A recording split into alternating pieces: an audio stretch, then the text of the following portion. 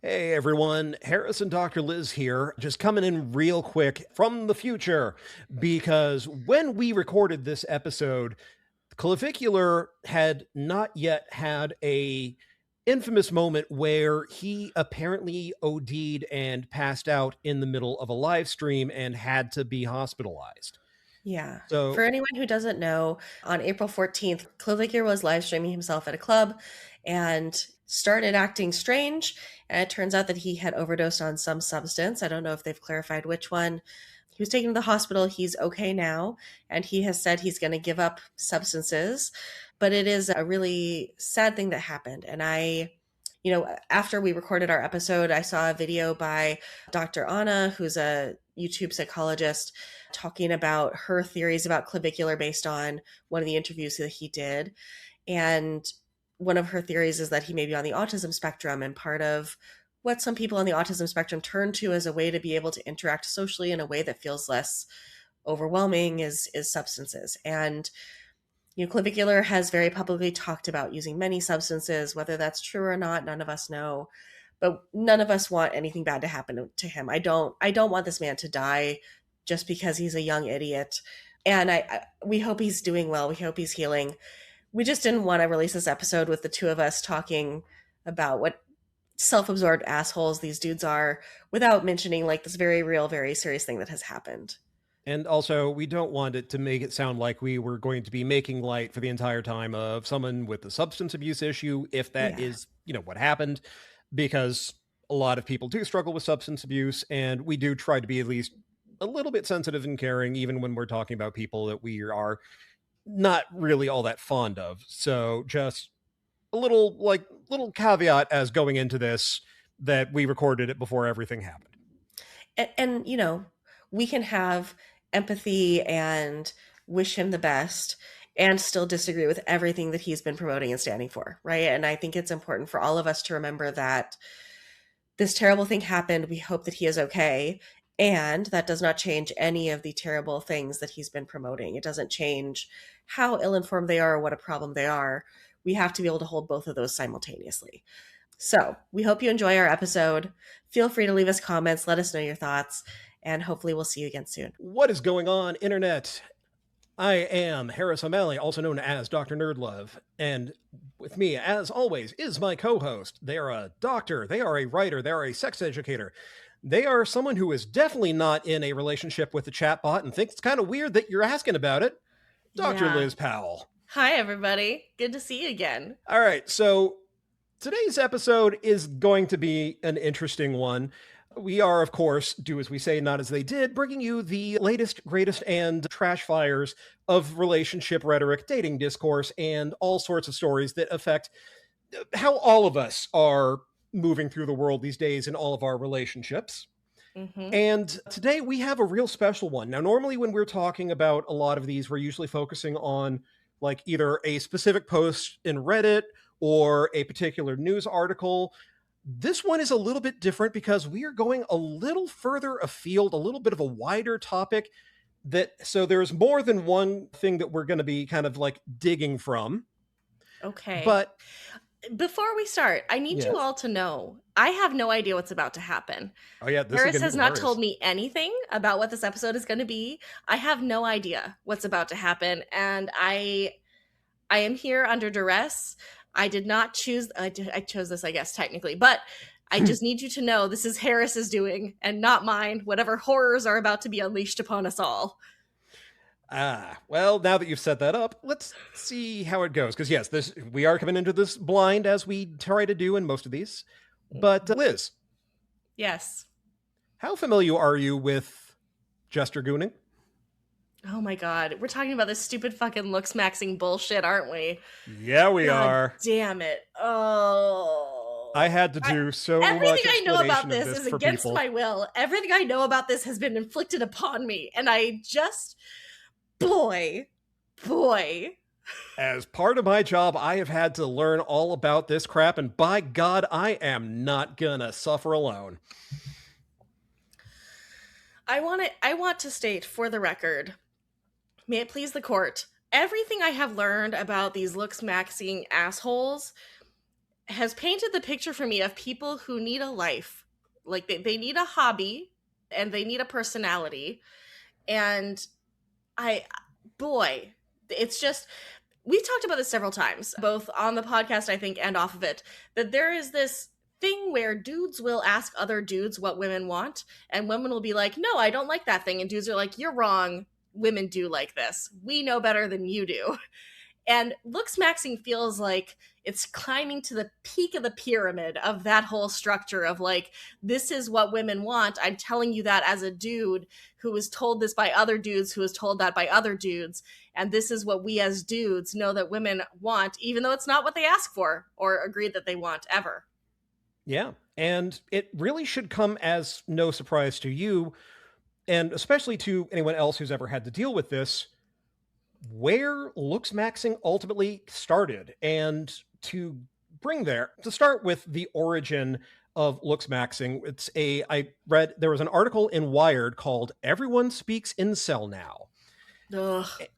And to leap into a bit of the history of it, back in 2014, the eruption of the Gamergate harassment campaign set the stage for a different linguistic realignment. An organized backlash to women working in the video game industry, and eventually any sort of diversity or progressivism within the medium, they exposed a vein of reactionary anger that would gain a fuller voice during Donald Trump's 2016 presidential campaign. This was a period when many in the digital mainstream got their first taste of the trollish nihilism and invective that fuels toxic message boards such as 4chan, and gave rise to a network of anti-feminist manosphere sites collectively known as the PSL community. PUA Hate, a board for venting about pickup artists, it was shut down soon after 2014's Isla Vista killing spree, carried out by Elliot Roger, who was a frequenter of the forum. Slut Hate, a straightforward misogyny hub, and Looksism, where incels viciously critique each other's appearance. Looksism, named for the idea that prejudice against less attractive people is common and as pernicious as sexism and racism, is the only form of the PSL trifecta that survives today, and while we don't know who first coined the maxing idiom, it is the likeliest source for the first verb within its construction. Looksmaxxing, which borrows from the role-playing concept of min-maxing, or elevating a character's strengths while limiting weaknesses, became the preferred expression for attempts to improve one's appearance in pursuit of sex. This could mean something as simple as a style makeover or as extreme as bone smashing, a supposed technique of achieving a more defined jawline by tapping it with a hammer. Okay, so, God, here's the thing. As with all of the worst, shitty-ass propaganda, there is a kernel of truth in here, which is that people who are attractive are actually treated better in society than people who are unattractive, right? There is an attractiveness halo effect that happens where people perceive people who are physically attractive as being more intelligent, more competent, better people, right? There is an extent to which that is true. And boy, howdy, do they take it the wrong direction. Yep. Right? Instead of saying, like, this is a problem within the structure of our culture, that we are treating people poorly because they are different, they're like, so I'm going to look better. Yeah. Yeah. So this is one of the things that I feel I've wanted to bring up for a bit, because not just because it is always fun watching you squirm at the end of my hook, but also, no, you don't. You love me dearly. I do. I love you. You're right. Yeah. But it also the fact that a lot of people, like, this is getting out to a lot of people, and a lot of people do not really understand where a lot of it came from. You would be forgiven for thinking that this came out of goddamn nowhere and not understanding necessarily why all of these weird lingo terms are coming out. And this is very much a case, like, new lingo being come up but within communities is completely normal. It's the same way that, like, you know, anime fans have terms for the stuff they're into. RPG fans have their own little lingo. One of the things that always drove me a bit crazy about the pickup community back in the bad old days when I was part of it was the way that we all talked like we were trying to plan a fucking Warhammer raid, and just being like, everything could not be normal. Who's got the tip of the spear walking into this bar? Who's going to be taking the grenades tonight? Like, Jesus Christ. Who's going to, like, how are we going to handle the AMOGs? How are we going to, how are we going to make sure that we get them out of qualifying into comfort? All of it. Stop. Yeah. All of it was just talking like a complete terminal weirdo. And this is also true of the incel community, where someone like Clavicular, nee Braden Peters, and tell me this dude does not look like a Braden. That is the most Braden face you've ever I, seen. mm, I mean, in that he looks like a boring ass white boy whose family wanted him to be special. Yes. He's got some very Mormon vibes to him, and he looks Yeah. like, honestly, he, If you told me we'll he was get from into Salt this, Lake but City, I'd be about like, the yeah. his search to make him more handsome, honestly, and this is not just, this is 100% legit. This is not weird, sour grapes thing.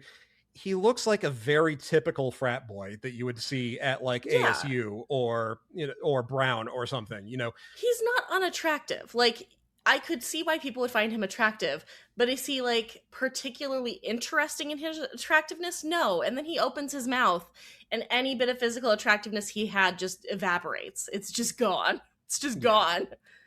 but Isn't it's he the one who also talks about doing meth to keep himself thin? yeah, that's one of the Uh, things that we're going to get to about like all of the ways that, the various Looksmaxxers are trying to get the right look. But I have so much to say one about meth. So there much. is. There is, but what's fascinating is a lot of people do not know where a lot of the origin of this stuff came from. And Clavicular, among other people, is very much directly out of the incel community. Yeah. That is his bread and butter. It's where all the terms came from, and it's where a lot of the standards and measurements that they use, which they talk about this. If you are not familiar with incels, but you're unfortunately familiar with looksism or Green line Looksmaxxers, and you've theory. heard I about love green line theory. if you've heard a lot about the PSL scale. Yeah. PSL is shorthand for PUA hate, slut hate, lookism. That is where all of this came from, and it is literally just incel phrenology. It is. It's Where 1,000% incel phrenology. yeah, where they are trying to convince themselves that it's not a case of, people have preferences. We connect with people who we're attracted to for a lot of different reasons. And, we have different types of relationships with different types of people where we may be interested in one type for, quick hookup and another type for someone we want to commit our lives to. No, they believe that all of life is basically biological determinism and math. If your facial features and body features do not feature this very specific ratio that, needs to be these things, you are just doomed for life and you will never get laid. Yeah, oh God, the determinism. It is a fascinating thing because it seems like the dudes in these forums, in theory, what they want is to be attractive enough to get laid. But they also refuse to accept anyone telling them that they could already be attractive enough if they just, developed a personality other than hating themselves and hating women. And oh man, the stuff that they do, you'll see people like they'll put up a picture of their face and they draw lines all over it to talk about where the ratios are and like what the numbers and like, buddy, I promise you no one's looking. The person that you look at in the street, you're like, man, that's a fucking uggo. I guarantee you there's someone out there who's very into that person, I do not fit the metrics you're supposed to fit to be an attractive AFAB person. I'm fat, I am tall, like I am not the right thing for that. And let me tell you, I have no shortage of offers. There are plenty of people who will fuck me. Anyone who says that there is like one thing that people are attracted to is just fucking selling you something. That's all it is. They're selling you something, or they're trying to sell themselves something. I feel like so much of this, I think we've talked about this before, not on the podcast necessarily, is that so much of this shit that they say is like an excuse for why they never have to try. Like, I am destined to be ugly, therefore I never have to try to figure out how to be a human being around women because they're always going to not want me anyway. So why do I have to treat them with respect? That there's this like, I've decided that this is never going to happen. So instead, I never have to change or examine myself. I just get to say it's everybody else's fault. Yeah, and a lot of it is really coming down to the difficulty and honestly shame and embarrassment that comes with having to address how much of this you is due to your own agency. This is a Mm-hmm. thing that really comes up a lot in the incel community is the idea of developing a personality, being nice to people, learning how to communicate, learning how to flirt, learning how relationships work is all bullshit and cope. And a big reason for that belief really does come down to the idea that they don't want to accept that. They don't Yeah. want to accept that there is hope, that there is work that can be done, and that that work is going to take a lot of effort. And it also requires accepting that a big part of why you're in the situation that you're in is the sum of all of the choices you have made up until that part. And this is not to say that there aren't people who have legitimate challenges, whether it is you're on the autism spectrum, you have a hard time dealing with social cues and relating to people, or you are handicapped or physically disabled in some way and have a hard time finding people who can overlook or look past the fact that you are not able bodied or that you are of another race, especially if you Mhm. are Southeast or East Asian. There is a lot of prejudice against people there, not entirely unsimilar to the level of discrimination and difficulty that African American and Black women have on the dating market as well. These perceptions of who these people are. It's not to say that these things do not exist, that we all exist in a vacuum and everybody has exactly equal opportunity if given the No. chance. But 9 times out of 10, and I do a lot of work with clients, I do a lot of private coaching, and I have dealt with people who have convinced themselves that they are too ugly to ever date and there's no point in ever trying. And if I could have a nickel for every time I have either fielded a letter from someone or dealt with a private coaching client who was convinced that they are the love child of Quasimodo and the Toxic Avenger, and they are doomed to die alone and unloved, when in reality, most of what they needed was a skincare regimen and better hair, or in Not some even cases, just just that, shaving like your the head ability to entirely. talk to a person like a person, right? The thing is, the work here is not muscles, it's not even skincare and brushing your hair, though, like, you should basically take care of your body. So much of what keeps these men from being able to date is the fact that they fucking hate women. That they do not think of them as human. They do not think of them as equal beings worthy of respect. They think of them as sex dispensers that are broken because they aren't dispensing the tokens they put in. Like, you need to be able to be a person who interacts with other people in a way that's not just about extracting sex from them. That is what will make you attractive. There are lots of people who are not the most conventionally attractive folks who get tons of dates because they are able to interact with people in a way that makes those people feel seen and appreciated and excited, that makes them laugh. It does not take a certain set of looks to be attractive. It takes an attractive personality and a way of being in the world that isn't about hating everybody who doesn't want you. Well, so a lot of it, especially with the incel community, I have, if anyone who has read my site has read it for long enough, you have seen how many times I have said that I have brought up Fight Club and have said that Fight Club is in a lot of ways the Rosetta Stone of life in the 21st century, from really from Donald Trump, the incels, the rise of the right wing, the rise of groups like the Proud Boys, and other, and especially stuff like the Rise Against movement and the activity clubs that are trying to blend like mixed martial arts and racism. All of these can really be explained by a lot of Fight Club. And there is a quote specifically from Fight Club that gets to the heart of what is the deal with a lot of incels. We've all been raised on television to believe that one day we'd all be millionaires and movie gods and rock stars, but we won't. And we're slowly starting to learn that fact, and we're very, very pissed off. And the irony to me of so many of the people who love Fight Club is they don't actually fucking understand Fight Club. Fight Club was written by a gay dude who was lampooning and satirizing the ways in which toxic masculinity shows up in het men. Like, this is not a property about you should be trying to be like Brad Pitt in this movie or in the book if you've read the book. Like, this is very much a look at what is wrong with how masculinity culture interacts with itself and with the world, but they don't fucking get it. It's Yeah, just it's the American History X part, where if you want to make it clear why people would fall into this particular cult or this particular organization, then you got to show why they're appealing. But if you do too good of a job of showing why they're appealing, people are not going to pay attention to the lesson you're trying to sell, which is why you get people who look at Fight Club and think, you know what, I need to start Project Mayhem in my city. when the whole thing is really getting down to, and this is a hard thing to explain to anyone who was born after 1999, the Yeah. very real malaise that Gen X and early millennials felt at that stage of our lives, because September 11th hadn't happened yet. We were all living in what felt like a end of history world where all the great wars had been fought. We still had a lot of issues, but it did feel like we had basically solved a lot of societal ills and everything was on a gradually, constantly balls rolling uphill kind of thing. And so we all, like, a generation was really feeling like everyone had a purpose up until now, and now we don't. And that's what a lot of Fight Club spoke to.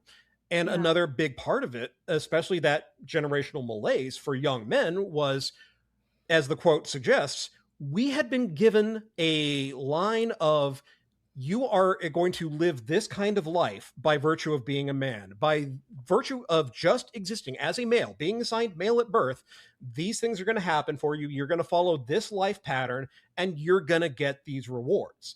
And all of life, especially from 99 to now, has been a entire multiple generations of men realizing that no, we are never going to get the rewards we are promised, and certainly not going to get them in the way that we were promised, and then we're going to be blamed for not getting them. So it's incel community and incel culture started from a legitimate community of that was started by a queer woman named Alana, who Yep. was having a hard time on her own meeting people, finding sex, and as many of us nerds at the time did, looked to the internet for an answer and said, maybe I'm not the only one having this problem, Yeah. and created Alana's involuntary celibacy corner, or I forget what the exact name of it was, but it's something Yeah. along those lines. And at the time, it was much more mixed. It had a real mix of men and women and non-binary people, trans people, all of whom having legit struggles. And over time, as more and more men were coming in, and Alana, I believe in her own words, even said, like, I should have moderated this a lot more firmly, but I didn't want to be excluding anyone. Allowed a very loud contingent of angry young men who Yeah. weren't really there to solve the problem. They were there to complain and to assign blame. And when she finally stepped away, in part because she found a relationship and her life had improved, she shut it down, but the incel community continued. And again, because it was allowed to grow unchecked with no moderation, no pruning, no kicking the worst voices out, it rapidly metastasized like cancer and very much hit that echo chamber effect of the loudest voices end up defining the tone of the character because they're the ones that get the most attention. And so anyone who wants attention has to amplify and get even worse than the people before them to get any sort of reaction. Yeah, and the rise of that is very similar to, I think, in a lot of ways, like why transphobia takes root, which is that there are people who are experiencing very real consequences of the ills of late stage capitalism, in that the kind of life that you could have in our parents' generation is one that is completely out of reach for us, and we're never going to be able to achieve, even in like a median kind of way. And instead of recognizing that as an ill of this system, this economic system, and this white supremacist system, they find a scapegoat to blame that is the reason they must not be getting this life that they were promised, right? So in transphobia, it's, well, I can't acknowledge that this entire system that often benefits me as a white woman is the problem. I have to instead blame trans people, and then maybe I'll be able to get my kudos again. If I can throw enough people under the bus, then maybe life will be better for me again. And in the incel world and in the like male entitlement kind of world, it's about like, well, I was supposed to have an easy life and I don't have it anymore. Rather than addressing the structural components that made those things out of reach for me, the issue is that women are bitches who only pick two men in the entire world. Yeah, It's there's a way of like not addressing the actual issue and instead finding someone that's easier to blame for it. Yeah, and especially if it is based on really your own grievances and misunderstanding of things more than anything else. Like, it's really telling how much of the incel community is angry because they are seeing that they are being denied access to manliness because the toxic and hegemonic ideas about masculinity are that your masculinity and your maleness and your worth value as a man is inherently tied to, among other things, the sex that you have and the amount of sex that you have access to. So when incels are struggling with meeting someone and having a relationship, it starts off as I'm lonely, I want intimacy, I want connection. But also there is that part that says, but because I can't have this, because I'm a virgin and I'm a virgin at an arbitrary age where I'm not supposed to be a virgin anymore. And let me tell you, having done my job for more than like 15 years now, that age, I have seen people claim that they are 13 years old and they have missed their window to lose their virginity. So that age is entirely Jesus. arbitrary. But they see it as they are being not just kept out from being men in the first place, but they are being denied access to masculinity because they see women as the gatekeepers of sex, based on the idea that women don't like sex and they don't like sex the way that men do. And that because of the idea that, again, tapping into the toxic ideas about masculinity, gender roles, sexuality, that women are devalued by sex the more that they have, whereas men Yep. gain value by more sex that they have, creating this oppositional force that makes it impossible for anyone to really relate to one another and turning all human relationships into a contest of wills. And so they are seeing themselves as failures, not just because they are virgins, but because they are not men because they're virgins, but also they are being denied the access to it by the quote unquote gatekeepers of sex, and a certain amount of self-loathing because they feel that they are not strong enough, manly enough, whatever enough to win that war between the sexes. That's where a lot of like pickup artistry came from. If you've ever read The Game or any of like the mid zeros and early 2010s pickup stuff, you'll notice how very competitive and how much they talk about things like frame control, compliance, anti-slut defense, last minute resistance, boyfriend destroyers, all these things that are coming from a place of love is a battlefield, to quote one P. Fucking Benatar. bleak. Yeah, but Pat Benatar was having a much better take than this. It feels like it just misses so many points, right? Like if what men want is for women to be less, guardy about who they'll have sex with, then maybe men should take responsibility for preventing pregnancy.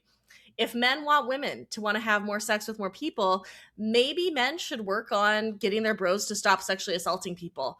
If men want women to want to have more sex with more people, maybe they need to work on unpacking their own internal slut shaming and like being cool with women who have sex with multiple people. Maybe they need to learn what the clitoris is and where it is and how to touch it. I don't know. Just a thought. Like if the sex is enjoyable for a woman, I mean, granted, these days my sample of people is skewed because I run in communities of people who are very sex positive, but even people who are like newer to the community who are women, a lot of them fucking love sex.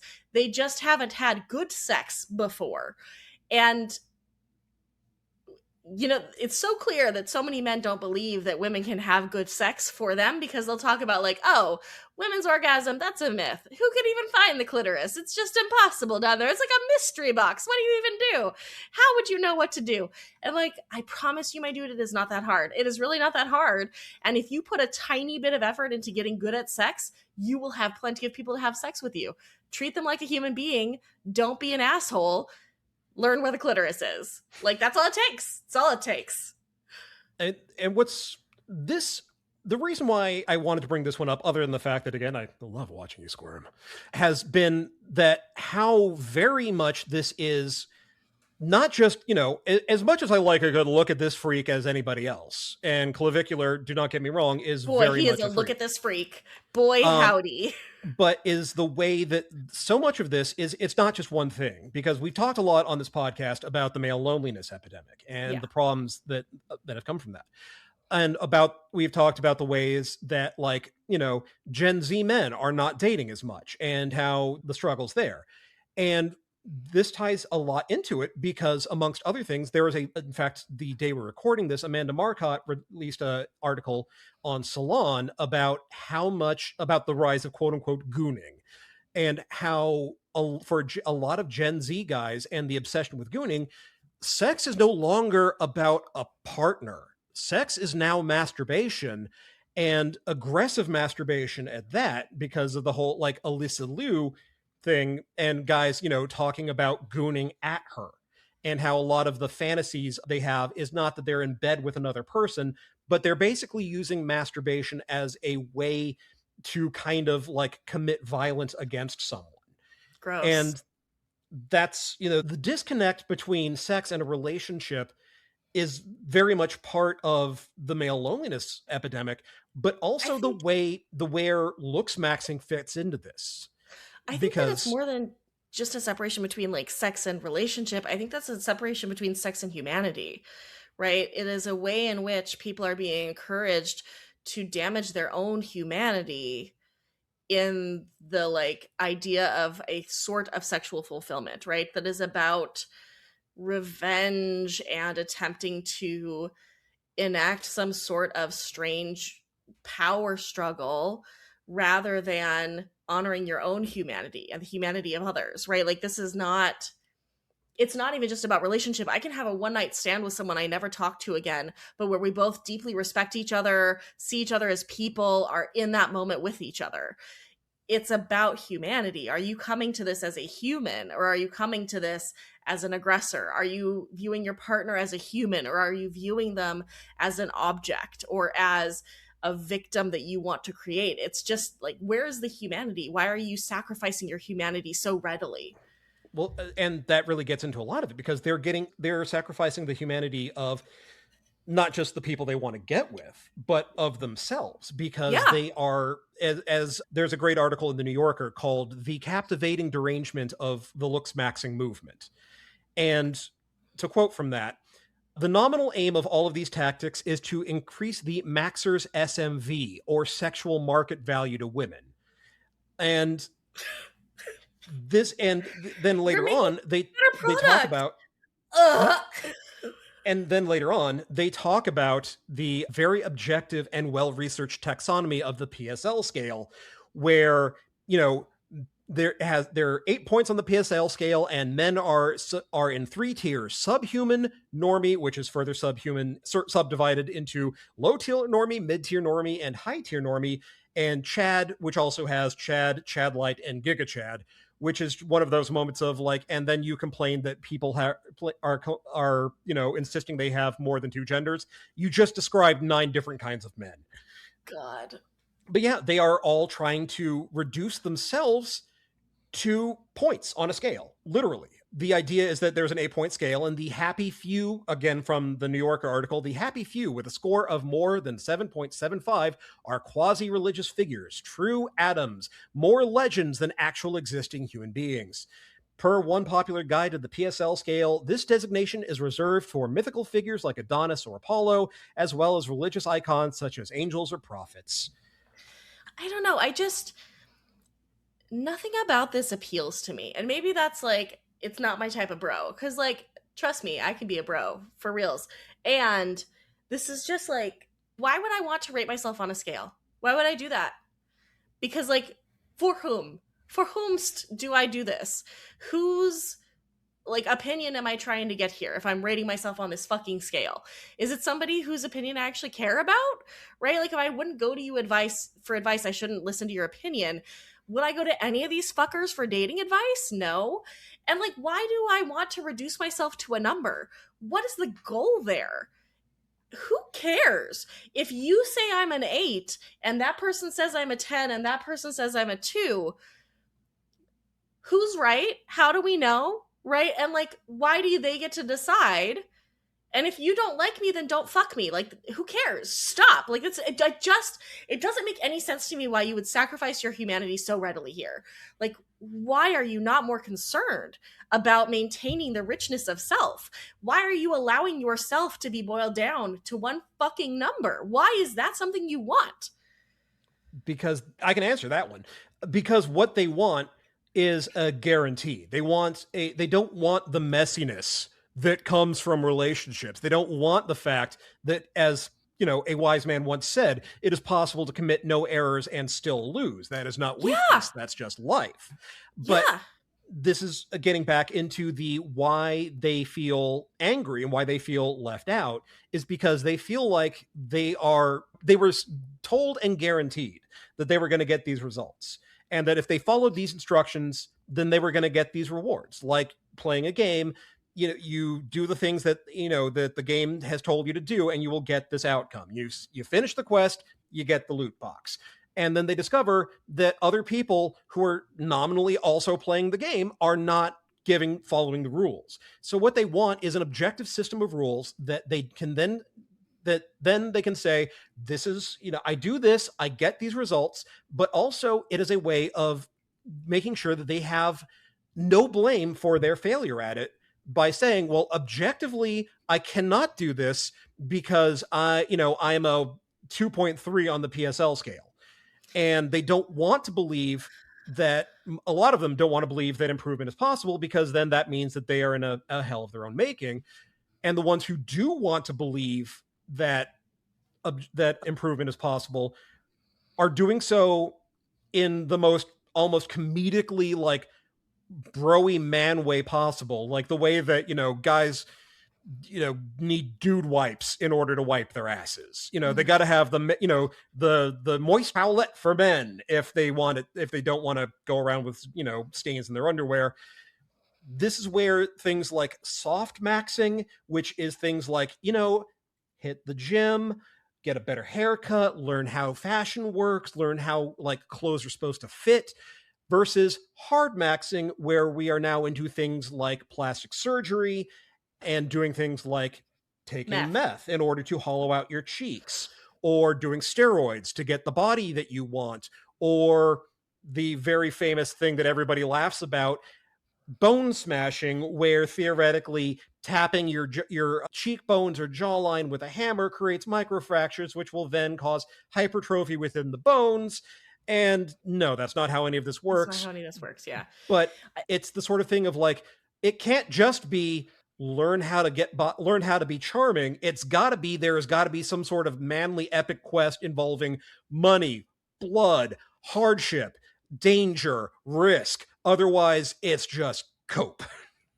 Yeah, putting on my psychologist hat, what I hear in this is people who are grieving the loss of something they thought they had, and rather than allowing themselves to process through the grief, are getting stuck in like the denial and bargaining and anger stages, right?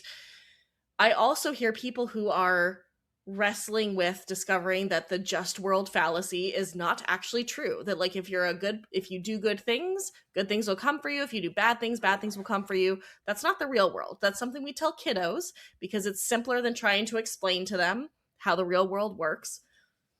But it's these people who are just like so unwilling to feel that feeling of loss, right?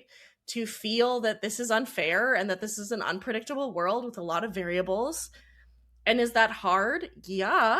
And then you're actually in reality, because it's like they're creating a whole separate world that just doesn't really exist, because none of this is actually going to work long term.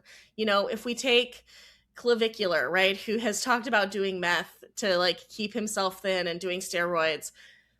Let me tell you, as someone who has been a psychologist in a prison hospital, who has been a psychologist at a county jail, you do not want to do meth. I'm not a drug negative person. Drugs can be a lot of fun to play with. I support people playing with their own brains.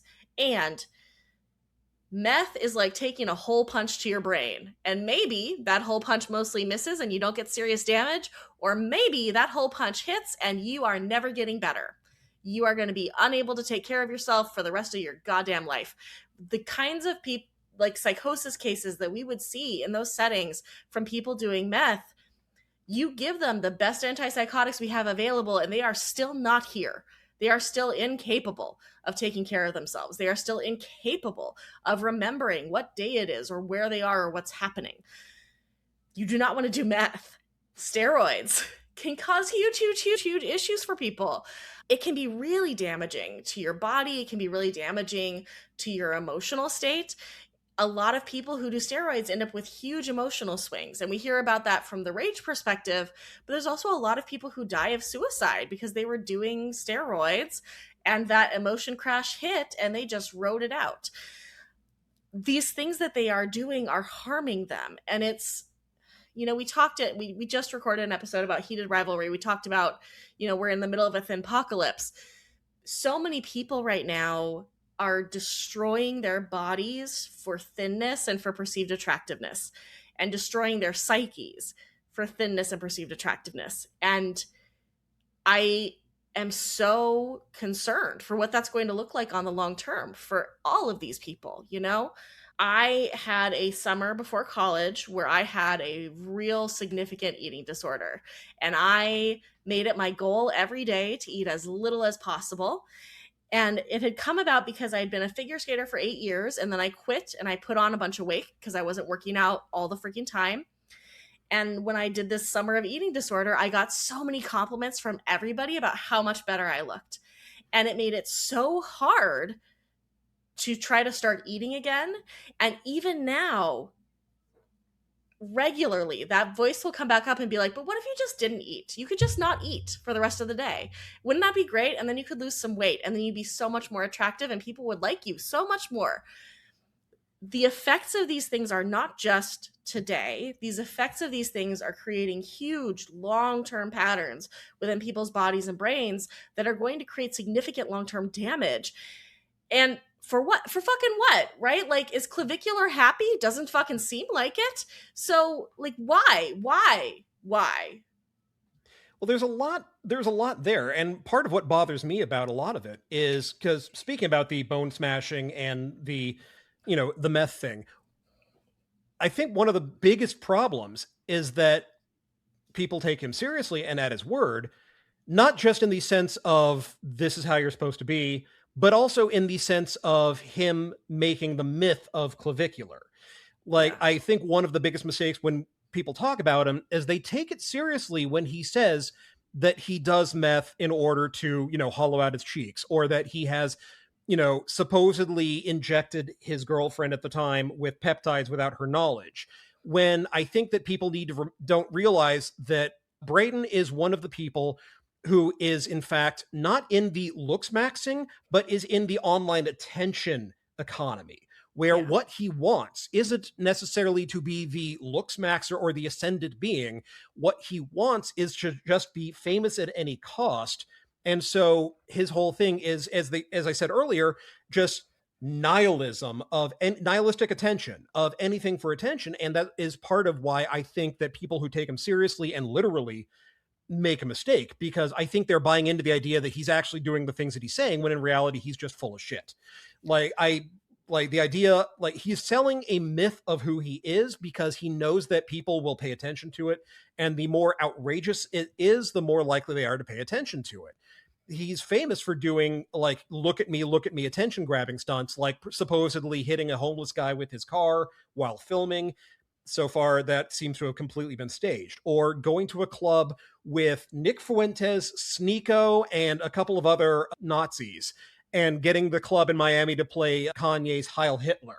Oh, Again, Jesus Christ. this is all just attention grabbing from someone who just thinks that any attention is good attention and has no compunction with saying whatever shit comes to mind. I think the idea that he is serious about any of this and taking him at his word is a giant goddamn mistake. But the problem is that while he may be full of shit, or as he puts it, jester maxing, what's really going on is that a whole lot of people are taking it seriously and are Yeah. following through with it, and not understanding that, much like Andrew Tate and much like a lot of the members of the pickup community and the red pill community, and even people like, Charlie Kirk and Erica Kirk, or Tucker Carlson, or, any of the right-wing podcasters and pundits, they do not give a shit or believe a word that they are saying. They are just here to take your money, and they know that this is how they are going to get a audience that will ask no questions and just take them at their word, because they are tapping into a very real thing, but doing so in the most cynical way and making sure that they are selling a solution that will never actually be a solution. It is taking advantage of the psychological miswiring in our heads, where somebody who just says something in a confident enough voice enough times makes people believe it, just because we have that weird little psychological hang up that says, oh yeah, no, that's got to be true. Yeah, and I think the thing we haven't mentioned yet is that, like, this is Nazis. A lot of it is Nazis. I was Oh reading one yeah. article about Looksmaxxing where they talked about a black man who wanted to be like the first black Looksmaxxer and found out that white supremacy was at the core of the culture, as people like called him a whole bunch of slurs and didn't want him in their Looksmaxxing community because it is just Nazis. Or if they're And not Nazis, they're at least white supremacists. yeah, I mean, And like it's, everything about the standards, about the ratios, the yeah, canthal tilt, about the width of your lower third, the prominence of your cheekbones. All of these are Northern European facial features that they are rhapsodizing as being the peak, the giga chad. There's a reason why the only like true ascendant being that they'll acknowledge is Matt Bomer, who is a very, very pretty man, but is a very pretty white man. They are not yeah. going to say the same thing about, Michael B. Jordan. They're And not not going to even the say the hottest same thing person I about can think of. Like Rahul Matt Kohli. They're Bomer's not going to say, pretty, but if you ask me who the hottest dude in Hollywood is, it wouldn't be Matt Bomer. Like he's pretty, but I don't know. It's not okay. yeah. Fine. But they're also not going to ever say that, like, Andrew Koji or Louis Tan are, ascendant men or giga chads or whatever. They're I mean, because, I'm honestly surprised that Andrew Tate gets as far as he does in these communities because he's not just a white dude. Like he might be light skinned enough that they paper it over and they just kind of pretend he is, but like he just must be real good at being enough of an asshole that they don't care. I mean, there's a reason why he shaves his head, and it's not just that he can barely grow hair. It's Yeah. he's trying to hide the fact that he's mixed race, or Well, at and least has a beard not because he's got hide the it, weakest but chin at I've ever least seen. But you know, he's trying to minimize the visibility of how mixed race he is because he knows he's playing into this. yeah, And it's just like I was saying about how, like, the idea that you can't just get better at knowing that, oh, okay, shirts are supposed to, the seam of your shoulder of the shirt is supposed to fall here, and it's supposed to stop at a certain point below your midsection, and pants are supposed to fit like this. They need to do the most extreme, the most damaging, the most risky ways of improving their facial features and body, because otherwise, again, it's anybody can do this, and they are desperate to feel special. can And we talk it's about people in their late teens and early 20s who are now yeah, getting like Botox and fillers? Because I have so many feelings about this, which is like, on the one hand, it's your body, do whatever the fuck you want. And on the other, do they not understand that you can't just do these things in perpetuity? Like that your body, it's gonna start looking real bad. Like it oh, doesn't, you don't have 50 years of runway on those things. That's not how it works. well, especially if they're doing stuff like steroids, which are rather infamous for the damage they do to your body. And Clavicular is one of the people who is, joked about the fact that he's probably infertile because of all the steroids he does. Again, I think that while it's certainly likely that he's done some steroids, I think the extent is, again, modern myth making. Yeah. But but what really gets to me, and a thing that really goes under all of this, is how much of it is not actually about what they say it's about. A No. lot of people may think it, but they're not actually trying to get better looking in order to meet women. No. They're getting better looking for points between men. Yeah. And They want their bros to think they look real hot and to be jealous of how hot they look. yeah, Which to go sounds back to kind of the gay, but whatever. to get back to the captivating derangement from the New Yorker. On a recent podcast, Clavicular proposed that good looks are a huge numbers thing, almost like the Fibonacci sequence. On yet another stop on the relentless podcast circuit, he was Okay, at wait, pains to pause. What does stress that even mean? What does that mean? What does that the mean? the Fibonacci No, sequence. I know what the Fibonacci sequence is, but like, what the fuck does it mean in that? What is he saying? What the fuck is he saying? Basically, what he's doing is he's trying to explain the golden ratio without understanding what the fuck the golden ratio is, but he's putting it out there in words that sound smart. Okay, continue. On yet another stop of the relentless podcast circuit, he was at pains to stress that we must disavow our prejudices and predilections, racism, in the interest of impartial judgment. When you actually know the objective measurements, it doesn't become about sexual attraction, it's about mathematics. You're able to be a lot more analytical with rating people. But who wants to be analytical about rating people? What is beauty if not precisely the property that provokes us all to abandon pretense of analytic remove in our desperation to draw closer? As Yeah. Clavicular's skeptical interlocutor, the podcaster Adam Friedland asked him, "What's sexy about math?" I mean, I think math is sexy because I love math, but not this math though. Not phrenology math.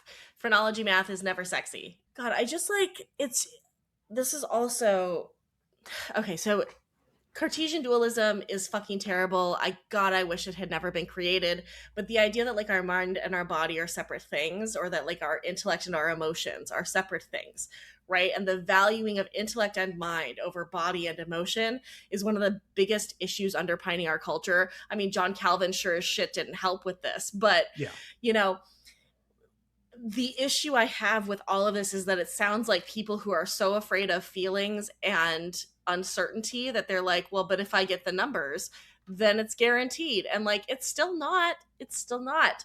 At Yeah, best, it's this is taken a the humanity smokescreen. out of the human connection and Yeah. the relationship out of the sex. It is I deserve sex because I have reached this stage. I have min-maxed my stats, and why aren't you fucking me?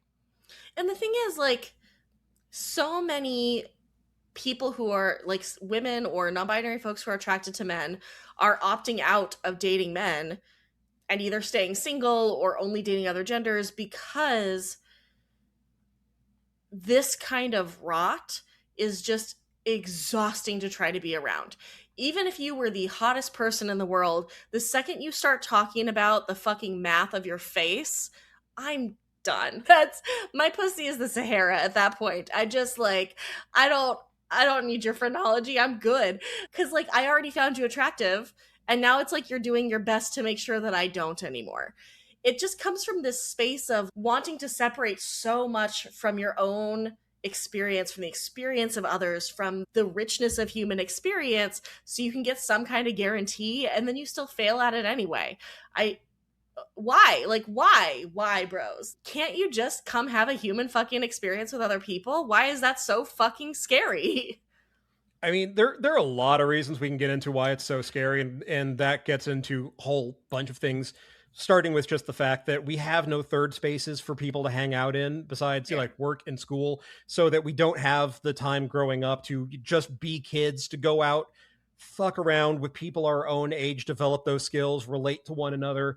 And so, especially like post COVID, where we were all forced to live our lives online, Yeah. that's where we interact most of the time these days. And so that a lot there are generations that have grown up without ever having known what it is like to be able to just go out and socialize with their friends without having a screen between them, to Yeah. basically go out, skin their knees, break their arms, get bloody noses, metaphorically speaking, and Yeah. learn from it, and, you know, apply those lessons to their lives. And not to say that growing up in the 80s and 90s we were all perfect social savants. Fuck God no. knows I No. wasn't. God That's no. why I'm who I am now.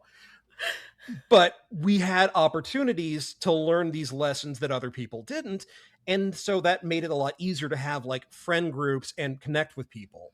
That's part of the reason why they're scared of it, and why it's a lot more comforting to treat it like a game.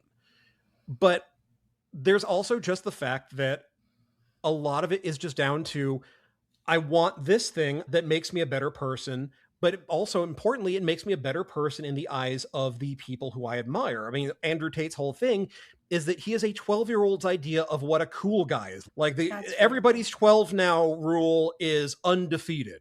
The whole like, oh, I've got a machete, and if a girl mouths off to me, bang, what are you going to do now, bitch? I've got all these support scars, and I've got tight shirts, and I can't get into Dubai because I got arrested in Saudi Arabia. It's like, When you it is did a that, 12-year Vincent old. gave you such a look. Your cat was like, I am judging you right now. Oh, he is such a judgy little guy.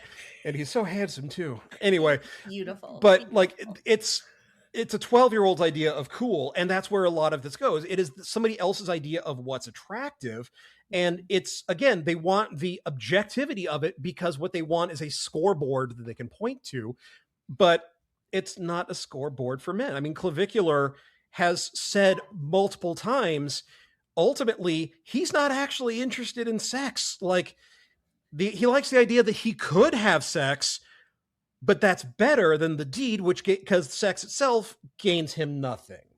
So it's more along the lines of What? he wants to believe that he could have had sex, and I, I think there wait, is. I need to go back. I need to go back.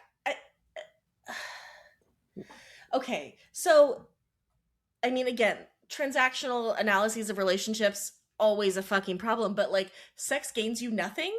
Fucking Yep. how? Are you just that bad at it? I don't understand. Like I what? Well, I What? can tell you why. Because this isn't about getting this. The reason why the incels want sex and why so much of like the red pill crew and whatnot are all about picking up women is not because they want women at their core. It's not because they want a relationship at their core. It may be how people got into it, but that is not what they want. What they want are the rewards that make them equal or superior to other men. That's what they're ultimately after. So when Clavicular says, I like knowing that I could have had sex with a woman more than I like actually having sex, or when Andrew Tate is talking about how like, having sex for pleasure is gay, what they're ultimately talking about is I want these things because it gets me approval and status from other men.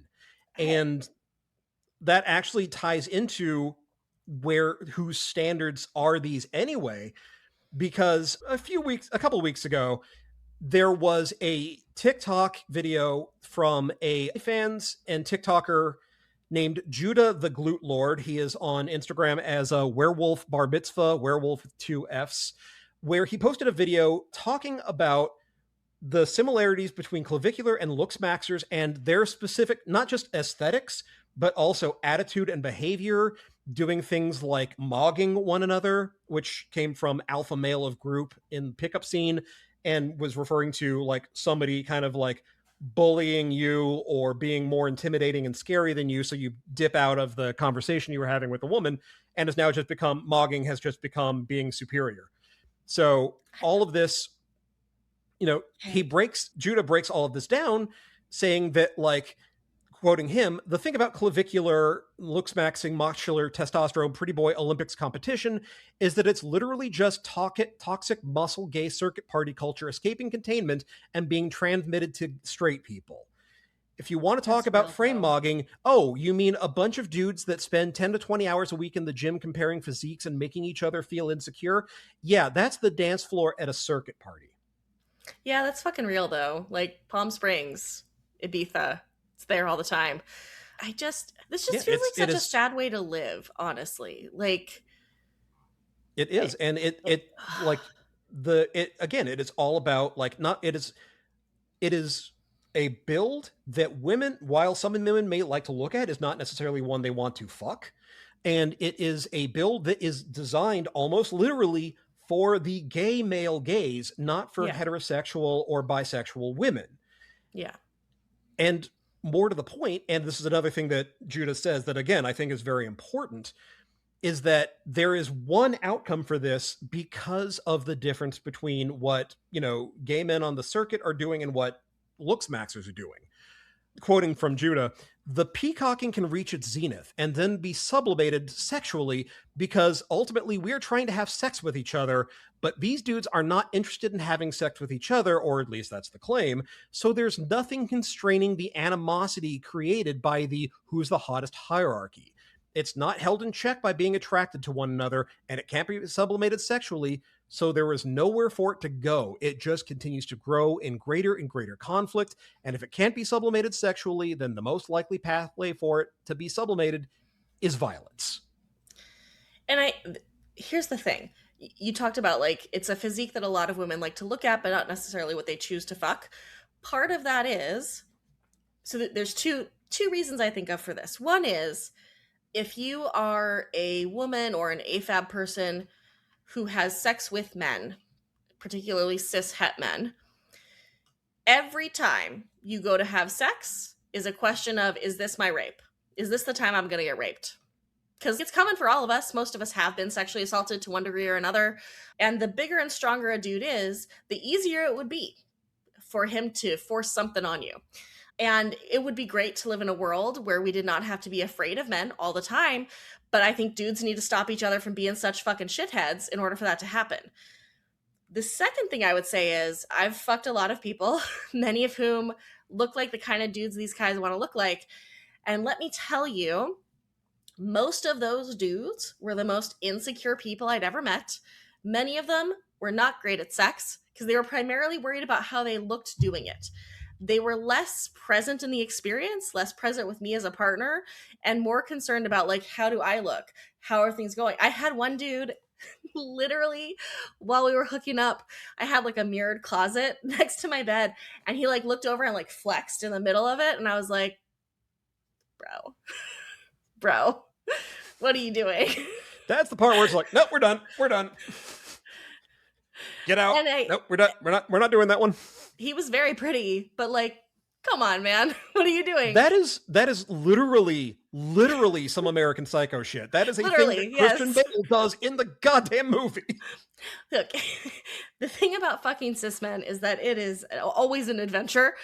We don't want to take those dudes home because they're not going to be a good time, right? The number of dudes who look like that and are actually people who will treat you like a person and know anything about sexual pleasure for a body that is not their own is a tiny, tiny, tiny, tiny proportion. And you can tell if it's one of those dudes within like 30 seconds of talking to him. We don't want to fuck. That's not what any of us are looking for. You're doing this for your bros. Gay male culture, I think, has less of these kinds of fears because they're all men. We talked about this in Heated Rivalry, that it's two people who are roughly physically matched. They're part of why I think a lot of women enjoy watching Heated Rivalry is they don't have to worry about someone getting sexually assaulted or feeling pushed or having to assert their boundaries in some weird way, because they're basically the same size. Nobody's got a huge advantage over the other. And dating and having sex as a woman or an AFAB person or a trans person or a non-binary person is so much about knowing that that is a possibility, that it is a very strong possibility that this person is going to do that to you. Yeah. What? And again, if what you want is to get laid, learn how to talk to a person like a person, learn how to have sex well, learn how to take no well, move into the spaces with, a community I'm a part of out here. It's low expectation, high possibility, right? I don't expect for this to go anywhere. I'm open to a lot of possibilities. If you're able to show up to your interactions with the people you want to hook up with that kind of mindset, you're going to have so much more success than like getting yourself super fucking buff and banging your face with a hammer. Yeah. I mean, and a lot of it really does come down to the feeling of aesthetics is it. Like, that's it. That's all that is involved. You look good and therefore everything else is going to be fine. And as someone who has also had a lot of partners and has had a lot of sex, this goes both ways. I have had sex with some women who were model gorgeous, some of whom were literal models, some of whom were celebrities, who were awful in bed, who laid there like a fish despite anything, and were shocked that I didn't have a good time. Whereas I have been with people who were extremely attractive, maybe not conventionally, but extremely attractive, and did not have normal, model bodies or whatever. But let me tell you, they had to peel me off of the floor by the time it was done because I had been drained of all fluids. Like, I was just a little fruit roll up on the floor going like, please, no more, I can't. Yeah. Okay, one more. And the difference was striking. And that is a thing that, like, especially when people complain about, like, I was never part of able to have hookups in college. First of all, hookup culture in college is way the fuck exaggerated. But also, hookup culture is where a lot of women learn they don't like casual sex, because what happens a lot of times in hookup culture is guys come, get off, and think, why do I need to bring my A game? I'm not dating this person. So it's literally, got mine, you should have gotten yours. And that's the least appealing thing ever. And for Looksmaxxers and people and incels and people who believe that, sex and relationships are ultimately numbers on a flowchart, if then why? Then they think that, like, all you need is just the looks and then everything else falls from there. And what gets crazy, it's not going to work. Like, their lives are still going to be miserable. Yeah. But they've convinced themselves about this. And it is very hard to shift that thought because it really gets into this, like, identity protection mechanism that we all have, that the challenges to their identity they're going to resist them because psychologically we are resistant to change that way. We don't want to believe that we are wrong about who we are and what we believe. So we will blatantly ignore even the most unmissable truth, often to detriment of what we want. I wrote a letter, not wrote, sorry. I responded to a letter to the column. It was called "I Thought We Had Something Wonderful Until I Saw a Picture of Her Ex." It went up like a couple weeks ago. What? Definitely more than a few weeks ago by the time you're seeing this or hearing this. And was a letter from someone who was, proud of being in shape, works out, eats well, et cetera, et cetera. Dating this woman, had amazing connection, felt great, like felt heard, understood, best relationship he ever had. She makes a comment about how she used to date a lot of bodybuilders, and so it's really nice being with someone like him. And he sees a picture of one of her exes, and apparently he is like a fitness influencer and roided out as hell. And suddenly his dick don't work no more because, like, why is she with me when she was with these guys? I can't measure with these guys. And my response was literally, my guy, she is sucking your dick right now. She's she already wants to fucking be chosen with you. you. She is telling you in every way possible she is with you for a reason and not with him for a reason. And the reason is that she doesn't like bodybuilders because it's more than just the looks. It is the entire lifestyle. Anyone, oh my like God. a thing that They're you the said fucking worst. in the previous Wes. episode about Shane Hollander's actor literally crying about how much like ground beef he had to eat to keep his muscles. Yep. Like that is a thing that a lot of people do not understand, that if you want to look like Jason Momoa or you want to look like Chris Evans or Chris Hemsworth, any of the Chris's really, or you want to look like any of the Marvel superheroes, including, people who didn't need to get all jacked up like Kumail Nanjiani. Yeah. You're going to be you've given up even the basics of having a normal meal with your friends or your partner because you have to eat a very specific diet at very specific times. And it is a level of food that sounds great when you're not concerned about a goal. It's like, are you telling me that I could eat all of the red meat I want? Score. Right up until you have to do it every day of the week. It's not, you get to do as much as you want a day plus 2 other meals. This much.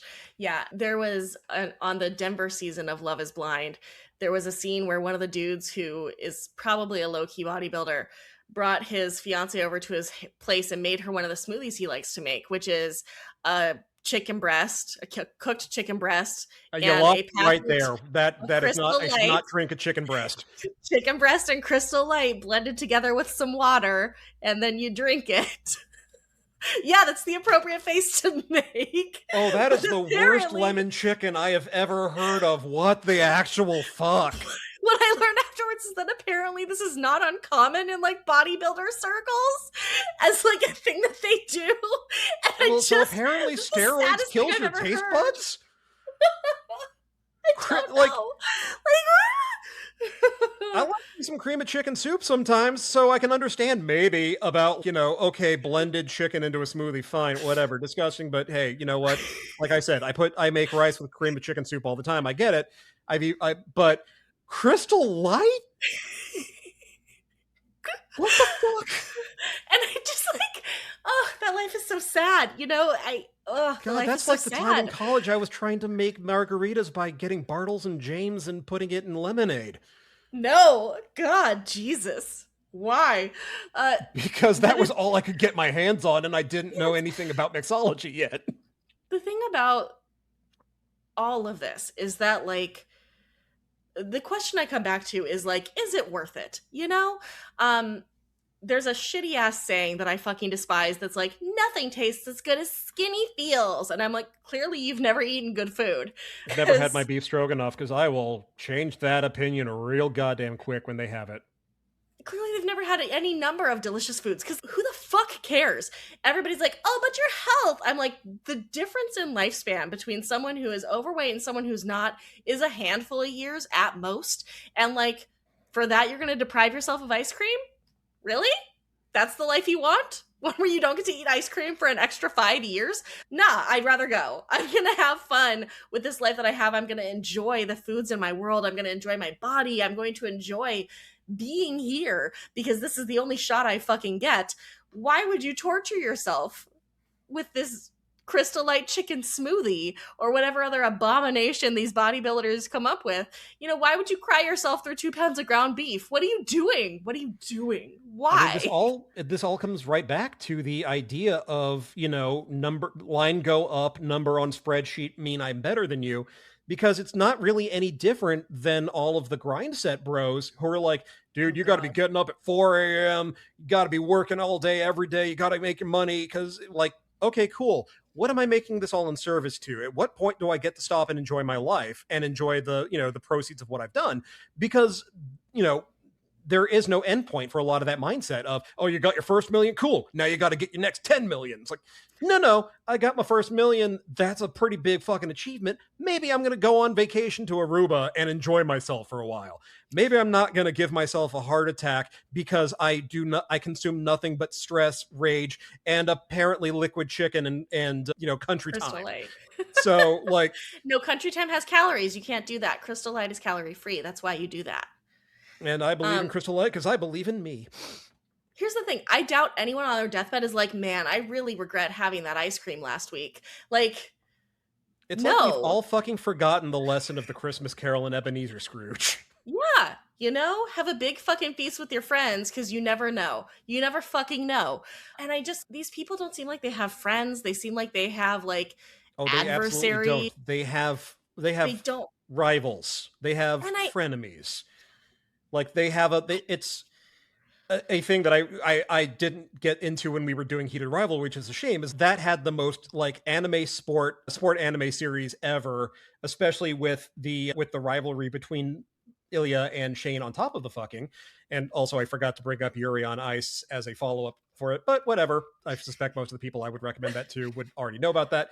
But it's the same thing. They don't have friends. They have rivals. And it's a kind of a sometimes it gets to the point of a rival who knows you as well as they do is almost better than a friend, but that's only Why? in fiction versus someone who has sublimated all of their life into trying to win a competition that nobody else is competing in. Yeah, there is so much more to this life than being the hottest or the top of the pyramid. There's so much more to this life. You could have so much connection. You could have love. You could have joy. You could have laughter. You could have something real, right? That you're experiencing just because you're there. You're robbing yourself of all of that because you're trying to hit this point where you think you'll be happy. And that happens in a lot of ways, right? There are a lot of people who are like, well, once I lose weight, then I can take the vacation and then I'll be happy. No, go be happy now. Mhm. Take the vacation now. Wear the bikini now. Wear it now because you And there's don't also know. never a point where it's going to be enough. Even if you No, lose 10 pounds, it can be like, okay, well, it's great, but I got to lose 15. You lose 15, right. it's like, okay, well, I can still see some pudge, so I got to lose 20. I gotta lose I got another my one, first million. and then I Okay, have well, to now I need a keep it second. off. Ooh, I ate a little too heavy at lunch. I went up a pound. I need to be very careful at dinner. Do you want to spend your entire goddamn fucking life worrying about one fucking number that has so little to do with your wealth as a person, your worth as a person? Like, why? It's exhausting, and it robs you of the ability to do anything that is more meaningful here. And there We is are a all gonna become old. We're all gonna fall apart. We're all gonna have issues with our bodies. We're all gonna be unattractive to someone. We're all gonna fail at things. It's gonna be fucking messy all the time. And I know you want it to be clear and easy, but it's never gonna be that. Yep. It is so much better for you to figure out how to get okay with shit being messy and weird than for you to keep trying to find some way to force everything into a way that's going to be perfect forever. It's not going to happen. You're just going to be miserable. And there's also a complete and total inability to accept that, which is why, because accepting that would mean accepting that they didn't have to do all of this, that they have, in fact, wasted a lot of time and for no reason, which is one of the reasons why you will always see these guys insisting that someone who is not on the Chad scale of the PSL with a partner, especially a conventionally attractive partner, they could not possibly be happy. This person could not possibly love them for who they are. they could not be, there's no way that this person could be in a loving, meaningful, intimate relationship. This is just a Stacy who is who's using a beta for, she got all she wanted off the cock carousel and she can't get it anymore. So now she's with the beta.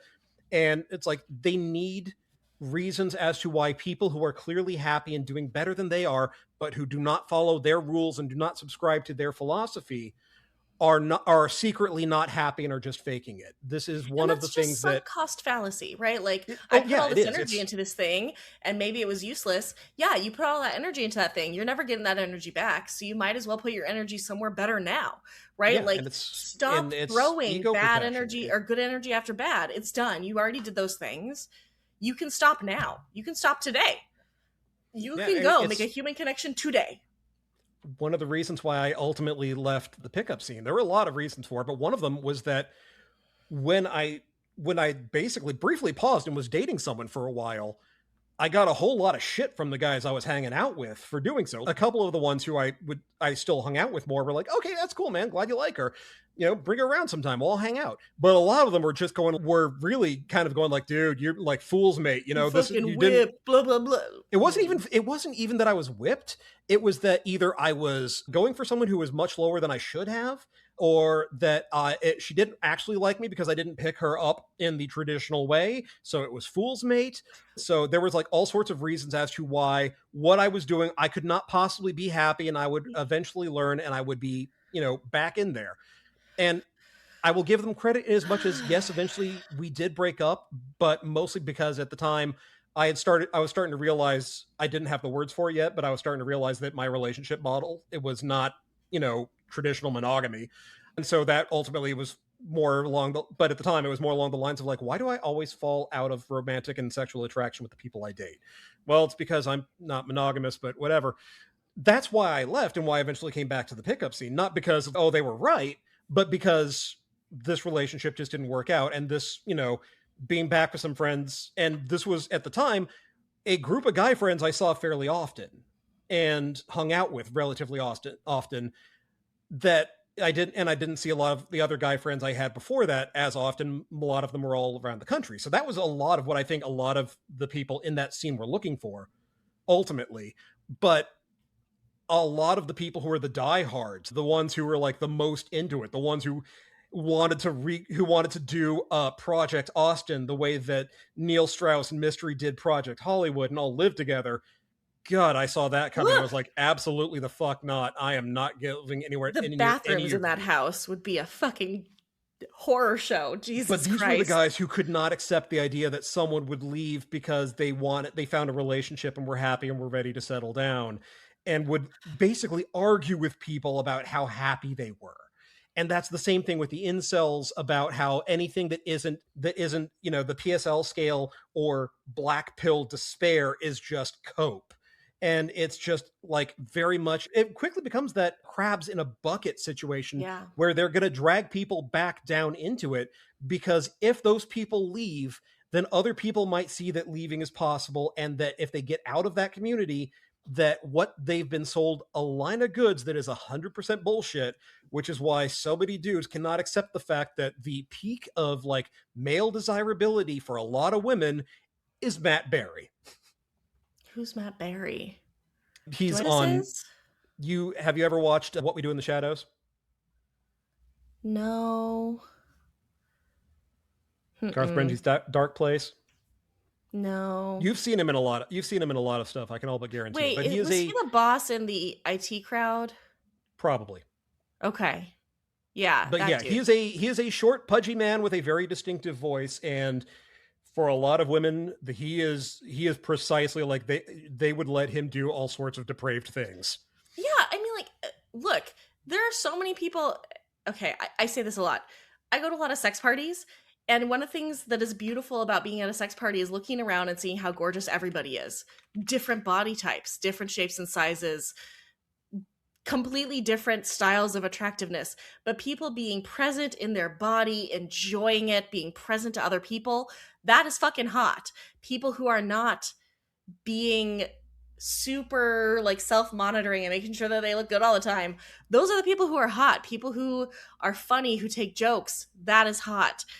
you know, the more that you're obsessed with like this is the only thing that is hot and everybody will like this, the wronger you're going to get. And again, is this the life you want? Is that the life you want? Is one of like just dragging your bros down and being miserable together?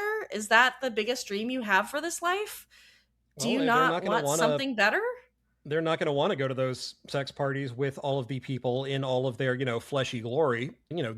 The normal people, because again, it is not someone who would their bros would be jealous of them fucking. And for reference, I just dropped a picture of Matt Berry in the chat if you want to get an Yeah, idea of that's what he looks like. that's the boss from the IT crowd. Yeah. Yeah. So, but yeah, again, it all just really is coming down to ultimately what they are doing is they're seeking the approval of other guys and making themselves miserable in the process because they all want the same thing, which is really just a sense of superiority and to make up for all the times they felt inferior. And they want a metric that allows them to conclusively win, that they can point to and say unambiguously, look, scoreboard, I win, end of discussion, fuck all of you. And And that's just not they're all starting reality. to That's just not realize real it's never life. going to happen, and they're all very, very pissed off. It's just not real life. And I get it. Does it suck that the world is not what you thought it would be? Sure. Does it suck to feel like you're not as attractive as you wish you were? Sure. And also, most people figure out how to deal with that in ways that are not about phrenology and making other people feel bad. You kind of just have to accept that the world we are fed as children is not one that is real, particularly the world that many of us thought we were going to be able to expect as adults doesn't fucking exist anymore because our boomer parents ensured that it wouldn't. They extracted as much as they could from the system to make sure we'd all get fucked. And I think it's about asking yourself, like, is this worth it, right? Like, is this actually working for me? Am I feeling happier? Am I feeling like I'm getting what I need? If I got into this because I felt lonely, am I actually feeling less lonely? Do these people actually care about me, the entire me? Or if I said a single thing that disagreed with them, would I be out? Because that's not actually having people. That's skating under the radar until you eventually get booted. Like, what do you want from your life? Is this really all it is? Yeah. Can't And you ask for more for yourself? yeah, and they wouldn't just be booted, they would be clowned out because of it. It would be very much like the way that people leave Project Mayhem, where they are just clowned until they leave, and that just they would have nowhere to go. And the last thing they want is to go back to other people in their lives because they're afraid of hearing, well, I told you so.